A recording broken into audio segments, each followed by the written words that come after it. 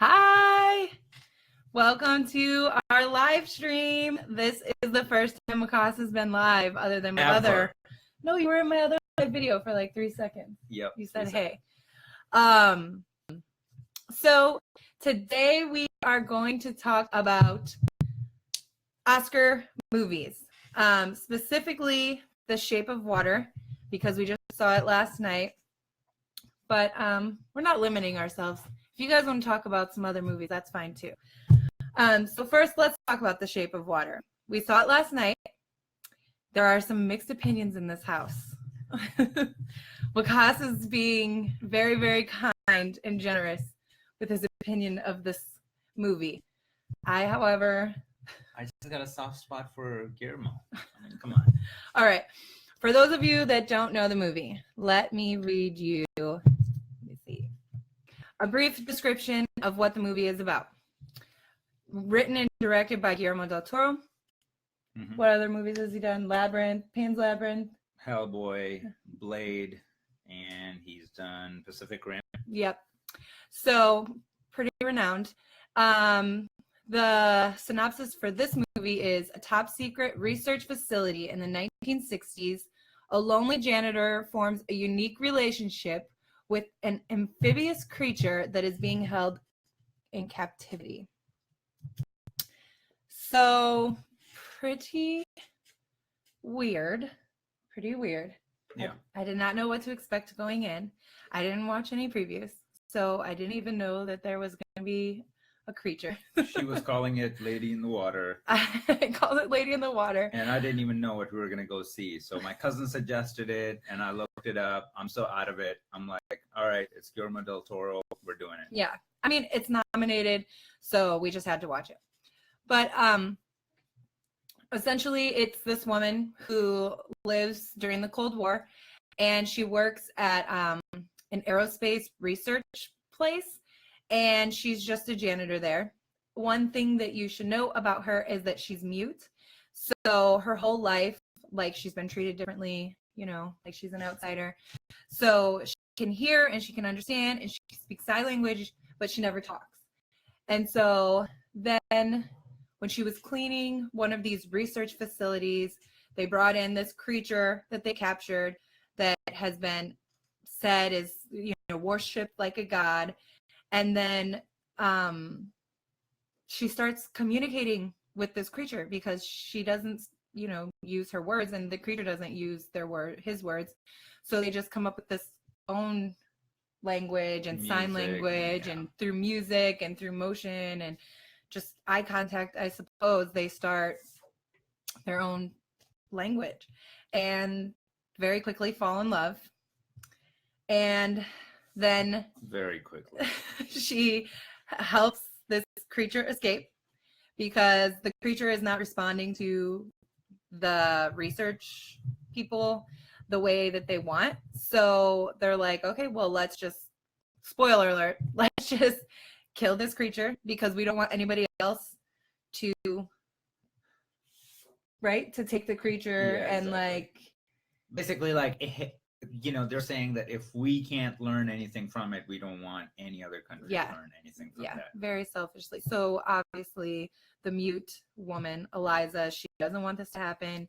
She wants the creature to live, and she fell in love with it. So she, you know, helps get it out of there, escape, and then they're like in her apartment for like a week. It's just really weird. And then she falls in love. She ends up having sex with this creature. Like, it's really strange. And it's like a Ken doll creature, and then they have sex. So yeah, weirdest sounding plot ever, because it is. It's so strange. And that's the movie. That's the whole movie. Yeah.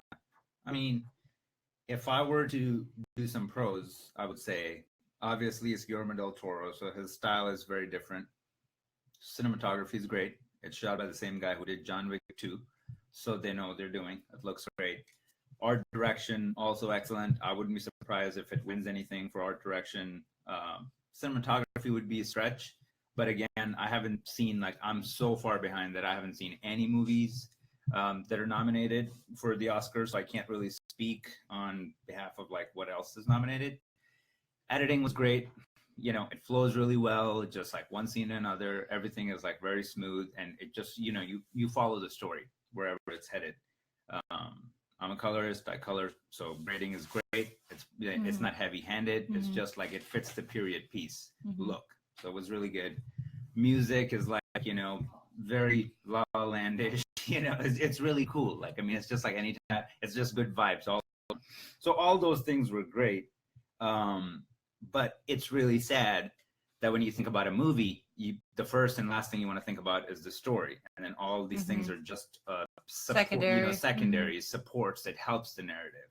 But I think that's one thing that it really, really lacked in. Like, you know, was the story. So the movie we're talking about is The Shape of Water. It's nominated for, how many Golden Globes was it nominated for? Okay, I don't know how many. I think it was 7, but either way, it was the most Golden Globe noms than any other movie. So that's one of the reasons why we wanted to see it. And historically, what's nominated and what's winning at these pre-Oscar awards is pretty much what happens at the Oscars too. So that's one of the main reasons why we went to see it. Ashley says, have you ever watched the show Black Mirror? There's some weird crap in there like that. I mean, it's like fantasy and, you know, somewhat sci-fi. I can see that. But the problem for me with this movie was that they wanted to keep it like love story, like, you know, not get confused by sci-fi or fantasy aspect, yet like the whole idea was like fantasy and sci-fi. There's this creature, like, I understand that, you know, you want to keep it to love story and not get into the nitty gritty of like, you know, the origin, turn it into an origin story. But at the same time, like, how can we fall in love with this character or have any attachment to him if we don't know anything about him? I feel like one thing that they did is like they spent way too much time in Act 1 just to develop like her character, and they show us that she's lonely and all these things. But I feel like they spent way too much time, and at the end of Act 1 is when they realize, holy shit, like we got to progress the story. You know, another thing that I was thinking about is that the old man's love interest, right? The freaking, he goes and gets his pie and meets this dude. How about if they would have used that as her love interest? Like, what's the point of his love interest? Like, what do we care? Like, if she was heartbroken by someone else around the same time, like, you know, parallel storylines, we could have had more, like, she would have had, like, you know, more motivation to be like. I think that they were just saying that no one in her world relates to her the way this beast does, because like I said, she can communicate in any way, like with, you know, everyday people. And I was reading online that it was very interesting. Her best friend in the movie is Octavia Spencer, who is an African-American woman in the 1960s. And then her neighbor, who also is like a close friend of hers, is in the closet gay man. And so it was kind of this dichotomy of this white woman that like looked as different, even though her two supporting people were kind of like more shamed at that time. But that movie didn't like touch on that at all. It just made it seem like they were living in today's times. So I kind of feel like that was the whole storyline about him going and getting that pie and like trying to show the backstory about like how he is like in the closet gay man. Yeah. I mean, it's just, I don't know. There was just something disjointed. I feel like, again, like just throwaway moments, like it didn't really come together. Like besides that one dialogue where she's pretty much telling him how she feels about him and convinces him to like go and help him.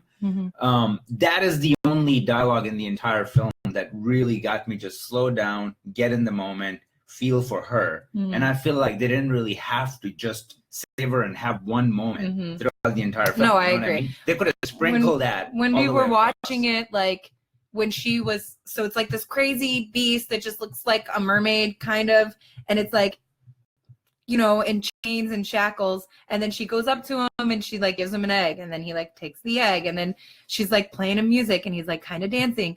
They showed like 2 scenes of that, and that was like the most interesting because it was like literally watching them develop a way that they're going to communicate even though they can't speak English to each other. And they only touched on that for like I don't know, That's 3 so minutes funny. of screen time or something. Like Fault in Our Stars, I watch it, I give it 10. You know, that's just the feeling that I got. I see this movie and I want to call anybody that I love and tell them I love you. You know, I want to see you. That's how it made me feel in the moment. Film school, so we don't want to do any of that. We don't want to critique it on that level. So Rotten Tomatoes, you know, those are critics, right? I mean, they're looking at the script and how beautifully it was written and and cross-referencing it to Citizen Kane and all that. We're not here to do that. We're here to just talk about how it makes you feel. You know, you watch La La Land, you come out. First of all, when you're watching La La Land, you're crying your eyes out. It doesn't matter, you know, you're a man's man or you're a girl, whatever. Then you come out and you're just like, okay, I feel like that's a 10. That's a straight 10. And, you know, it shows because it won so many things last year. With this movie, I mean, again, you know, these directors like, you know, Guillermo, Alejandro, Alfonso, these are great directors. They know how to tell a story. And I feel like that was one thing that was missing from this film. Like everything else was perfection, but you walk away from it and one day later, you're struggling with, what did I just see? No, I agree. Like the other movies, you're like affected and you're still thinking about it for days, but you're like thinking about the emotion. When this one, we're just like really confused. So yeah, this is we just started kicking off our Oscar season, and we like to go see all the movies because we host a huge Oscar party here. And we just like the conversation. Like we obviously both went to school for film, and we just love talking about movies and their stories and how they make us feel. And the best year, Oscar season is literally like my favorite time of the year next to Christmas. So it's just, it's unfortunate that this is how we had to kick off Oscar season with like a not so great movie. But also we've already seen Get Out, which is Oscar. It's in the Oscar realm. It was nominated at the Golden Globe, so I'm sure. Yeah, I'm stoked about that. I hope it wins something. Be nominated, and then there was some other ones. Yeah, we did. Is John Wick? No, John Wick is not nominated. We really want to know what you guys are really interested in seeing this year, and what have you seen? Which ones should we see next? Because we're gonna see them all, but we're still deciding. In which order? Yeah, in which order? Because we got a bad taste in our mouth. We need a good one next. Yeah. But we need to see I, Tonya. The Post. The Post. And what is it? The Thread? Something Thread? Paul Thomas Anderson? Oh, yeah, with Daniel Day-Lewis. Yeah, that trailer was shit, but you know, it's like rotting at not only a 98, but it's on IMDb, it's like 9. Oh. That's ridiculous on IMDb. Yeah. And it's Daniel Day-Lewis, and he's nominated for an Oscar. And the 3 billboards outside Ebbing, Missouri. I want to see it. I found out what it's about. It's about a mom whose child was murdered, and like the police aren't doing enough, so she buys billboards, like calling out the sheriff on these billboards, and then finally, like, it gets him talking and figuring out. That's interesting. Is it like a comedy or? No, it's not a comedy. It's a drama. Like, this woman's child died, and she wants somebody to figure out what the fuck happened. She, like, just, could you imagine? She's like, how? Is that a true story? I don't know, maybe. We need to hopefully not. But anyway, I want to see it. That Frances McDermott. No. I'm not saying the right name. Frances McDermott. I think that's who is in it, and she won last night. So, yeah, should be good. That's on the top of my list. I don't know. There's a lot to see. I mean, like, I'm not up to date with, I haven't seen the trailers or just know anything about what's out or what's nominated, but I think The Post is the only movie that I'm interested in because, you know, it's Spielberg, right? Mm-hmm. And then, Tom Hanks and Meryl Streep. All the Money in the World, I think that's nominated for something too, and then that's Ridley Scott, so I'm excited about that. He hasn't directed, you know, anything, you know, for at least What's the Gary years. Oldman one? Because he just won last night too. Yep, I don't know. Where he plays Winston Churchill. Mm-hmm.